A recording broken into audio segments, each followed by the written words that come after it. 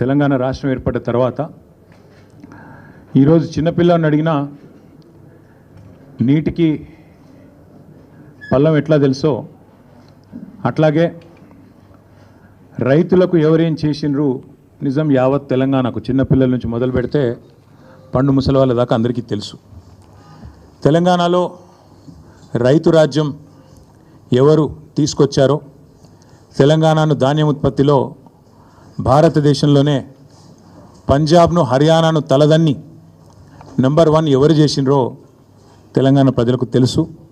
వ్యవసాయాన్ని పండుగగా చేసి మరి 10 ఏళ్ల పాటు అద్భుతంగా వ్యవసాయాన్ని ఫార్మర్ ఫస్ట్ అనే నినాదంతో చివరికి జాతీయ పార్టీగా అవతరించిన అబ్ కీ బార్ కిసాన్ సర్కార్ అనే నినాదంతో రైతు కేంద్ర బిందువుగా ప్రభుత్వాన్ని ఎవరు నడిపినో అందరికీ తెలుసు.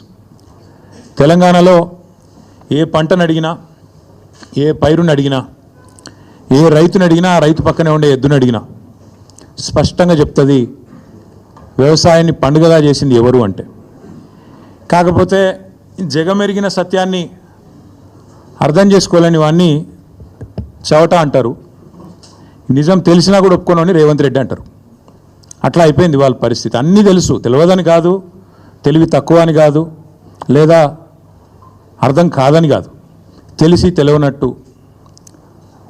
కనబడేదాన్ని చూస్తూ చూడనట్టు నటించేవాడిని రేవంత్ రెడ్డి అనక తప్పదు. నిజానికి చెప్పాలంటే ఇందులో చర్చించుకోవడానికి కానీ ఛాలెంజ్లు విసురుకోవడానికి కానీ పెద్దగా ఏం లేదు. కానీ ముఖ్యమంత్రి గారు ముచ్చట పడుతున్నారు. నిన్న రంకెలు వేసినారు.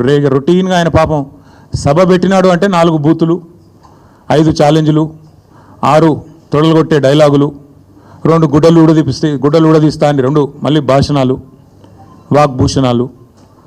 ఈ టైప్లో షరామామూలుగా గత 18 నెలలుగా టైంపాస్ కార్యక్రమం ఏదైతే నడుస్తుందో ముఖ్యమంత్రి ముచ్చటపడుతుండు. కాబట్టి ఇప్పుడైనా ఎప్పుడైనా ఎక్కడైనా మేము రెడీ చర్చకు. నిన్న ముఖ్యమంత్రి గారు పేరు తీసుకొని మరీ పిలిచిండు. కేసీఆర్ వస్తాడా, కేటీఆర్ వస్తాడా, రాండ్రి అన్నాడు. నీకు కేసీఆర్ అంత లేదు కానీ మేము చాలు నీకు, వస్తాం, మీరు ఎక్కడ పెడతారో పెట్టండి, వస్తాం. కాకపోతే మేమంటే ఎప్పటికప్పుడు రెడీగా ఉంటాం. ఎందుకంటే ఇలా 10 ఏళ్ళు మునిగి తేలిన వాళ్ళం కాబట్టి మేము ఎప్పుడు రెడీ. కాకపోతే మీకు కొద్దిగా ప్రిపరేషన్ టైం కావాలి, మాకు తెలుసు. ఎందుకంటే మీ మంత్రులు గతంలో కూడా మేము శాసనసభలో మీరు ప్రతిపక్షంలో ఉన్నప్పుడు కూడా చర్చ పెడతామంటే మేము ప్రిపేర్ అయ్యి రాలేదండి అంటారు. ముఖ్యమంత్రి గారు అయితే ఆయనకు తెలుసు మీకు పాపం బూతులు తిట్టడమేమో ఈజీ, చాలా ఈజీ కదా. బూతులు మాట్లాడడము, డైలాగులు కొట్టడము, గుడ్డలు ఉడదీస్తా అనడము, గుడ్డలు ఉడదీస్తేనే ఇందిరమ్మ గొప్పతనం తెలుస్తుంది అనడము, ఇవన్నీ చాలా ఈజీ. కానీ ముఖ్యమంత్రి గారికి నేను ఎందుకు 72 గంటలు టైం అంటున్నా అంటే, మళ్ళీ మీరు అక్కడికి చర్చకు వచ్చి బేసిన్లు బెండకాయలు అని చెప్పి ఆయనతో ఉన్న పరువు తీసుకుంటే తెలంగాణ ముఖ్యమంత్రి పరువు పోతుంది. ఇప్పటికే మీరు ఎంత సిగ్గుమాలిన వ్యక్తో ఇప్పటికే అందరికి అర్థమైపోయింది. ఎవడన్నా అడుగుతాడండి ముఖ్యమంత్రి దేవాదుల గోదావరి బేసిన్లు ఉన్నదా అని అడిగే పరిస్థితి ముఖ్యమంత్రిది. బేసిన్ తెలియదు, బెండకాయ తెలియదు. దాంతోపాటు ఇంకా దరిద్రం ఏంటంటే నల్లమల పులి అని చెప్పుకుంటాడు. నల్లమల తెలంగాణలోనే ఉంది కదా అని అడుగుతాడు మీటింగ్లో. అంటే ఇంత నికృష్టమైన వ్యక్తి కాబట్టే కొద్దిగా ప్రిపేర్ అయ్యేందుకు టైం వారికి 72 గంటల సమయం ఇస్తా ఉన్నాం. లేదు ముఖ్యమంత్రి గారు కనుక ముచ్చటపడి లేలే మా సొంత ఊరికే రండి కొండారెడ్డిపల్లి కంటే అక్కడికైనా వస్తాం, లేదు మా సొంత నియోజకవర్గం కొడంగల్లో పెడతా నేను అంటే నీ ఇష్టం, అక్కడైనా పెట్టు. లేదు మా నాయకుడు కేసీఆర్ గారి సొంత ఊరు చింతమడకకు వస్తావా, అక్కడ రెడీగా ఉంటాం. లేదు మా నాయకుడు కేసీఆర్ గారి నియోజకవర్గం గజ్వేలు, అక్కడికి వస్తావా, నీ ఇష్టం.